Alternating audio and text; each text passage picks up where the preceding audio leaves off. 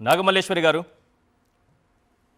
ఏంటి మీ పార్టీ వాళ్ళు చాలా అరాచకం చేస్తున్నారట? జగన్మోహన్ రెడ్డి గారి బర్త్డే సందర్భంగా పొట్టేళ్ల తలలు అయినా బహిరంగంగా నరకమని ఎవరూ చెప్పరు, ఆ రక్త తర్పణ చేయమని ఎవరూ చెప్పరు. అయితే వాళ్ళపైన కేసులు పెట్టారు. ఓకే, నడి రోడ్డు పైన కొట్టుకుంటూ ఈడ్చుకుంటూ వెళ్ళడం అనేది చట్టరీత్యా అదైతే చెల్లదు. కానీ చట్టాన్ని చేతిలోకి తీసుకొని మరీ వ్యవహరించారు. ఒక ముద్ర వేసే ప్రయత్నం జరుగుతోంది. ఒక రౌడీ మూక, వైఎస్ఆర్సీపీ అంటే ఒక రౌడీ మూక, ఒక దాన్ని ఏమంటారంటే, ఇంకా చెప్పాలంటే వీళ్ళందరూ కూడా అరాచక శక్తులు. అరాచక శక్తులనే ముద్ర వేయాలి. హోంమంత్రి గారు చాలా స్ట్రాంగ్గా వార్నింగ్ ఇస్తారు. ఇంకనైనా మీలో మార్పు వస్తుందా? రప్ప డైలాగ్ని మీ పార్టీ వాళ్ళు వదిలేస్తారా?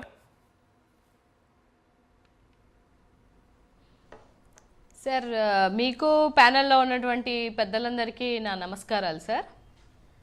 ఇవాళ హోంమంత్రి అనిత గారు ఆవిడ ఏ శాఖ ఆవిడకి ఇచ్చారో, ఆవిడ చేస్తున్నటువంటి పనులేంటి అనేది ఆవిడకి కూడా ఒక క్లారిటీ ఉండాలి. ఇవాళ నేను అడుగుతున్నాను సార్ హోంమంత్రి అనిత గారిని, ఇప్పుడు మీరు విజువల్స్లో చూపించారు, ఒకసారి వీలైతే చూపించండి.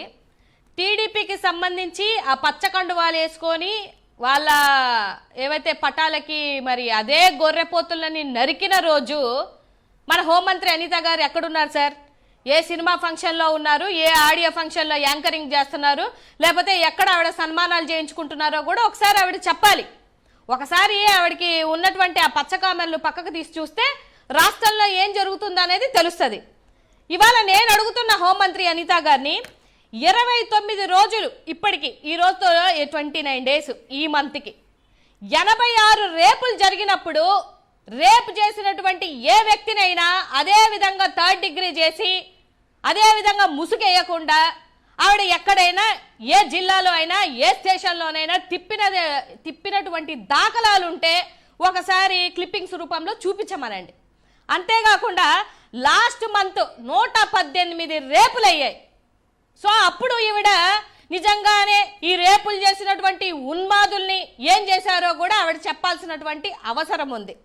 అంతేకాకుండా 7 గుర్రాల పాలెంలో 14 సంవత్సరాల మైనర్ బాలికను 14 మంది మీ టీడీపీ ఉన్మాదులే మార్చి రేపు చేస్తే ఆ బిడ్డకు కడుపు వస్తే అట్లీస్ట్ ఆ బిడ్డను వెళ్ళి పరామర్శించావా?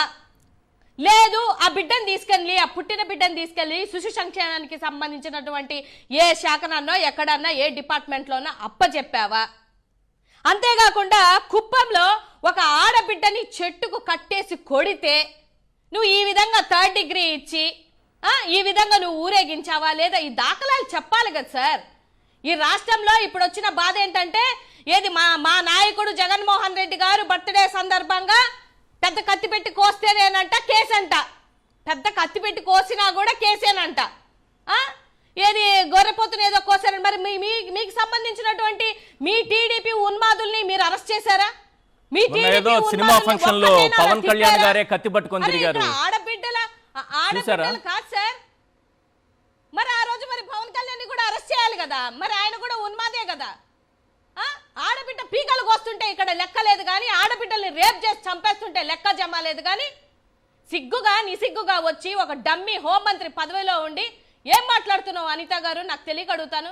మీరు కూడా ఇప్పుడు జగన్మోహన్ రెడ్డి మనిషేనా అని అడిగావు కదా, మరి నువ్వు ఆడదానివేనా? ఇంతమంది ఆడపిల్లలకి అన్యాయం జరుగుతుంటే జిల్లాలోనే బాలికని నడి రోడ్డు మీద తీసుకెళ్లి ఆడబిడ్డని చంపితే ఎంత దారుణం అండి, ఎంత దారుణం. ఎందుకు సార్, ప్లీజ్ ఎందుకు సార్? 1200 మంది మా కార్యకర్తలు సంవత్సరాల తరబడి నుంచి, నెలల తరబడి నుంచి జైళ్లలో మగ్గిపోతుంటే మాకు బాధ రాదా సార్? మాకు బాధ రాదా? ఇవాళ మళ్ళీ బయటకు వచ్చి మీరు చేస్తున్న అన్యాయాలను పక్కన పెట్టి మమ్మల్ని, మా నాయకులు, మా కార్యకర్తల మీద ఉన్మాదులా సార్? 111 సెక్షన్లు పెట్టుకుంటూ, గంజాయి కేసులు పెట్టుకుంటూ ఒక్క ఆడపిల్లకైనా నువ్వు న్యాయం చేసావా? ఈ రోజు ఒక్క రోజైనా నువ్వు ఒక్క ప్రెస్ మీట్ అయినా ఆడబిడ్డకు అన్యాయం జరిగిందని వచ్చి పెట్టావా? ఇక్కడ సిబిఎన్ ఉన్నాడు అని అంటే, ఇక్కడ గత సంవత్సరంలో పోలిస్తే 186,070 క్రైమ్స్ జరిగాయి. ఈ ఇయర్తో కంపేర్ చేస్తే 2,09,000 క్రైమ్స్ జరిగాయి. ఏం చేశాడు మీ సిబిఎన్ గారు? మీరేం చేస్తున్నారు హోంశాఖలో కూర్చొని? ఎవరికి సార్ చెప్తున్నారు? అక్కడ సిబిఎన్ ఉంటే ఇక్కడ జగన్మోహన్ రెడ్డి గారు ఉన్నారు. ఈ ఇంటికి ఆ ఇల్లు అంత దూరమో ఆ ఇంటికి కూడా ఈ ఇల్లు అంతే దూరం. ఇదే అడ్డగోలుగా మీరు కార్యకర్తలని ఇబ్బంది పెట్టుకుంటానని వెళ్తానంటే జగన్మోహన్ రెడ్డి గారు ఆయనని ఒక్క మాటన్నా పడతాడేమో గానీ ఆయన కార్యకర్తలు జోలికి వస్తే ఊరుకునే ప్రసక్తి అయితే లేదు.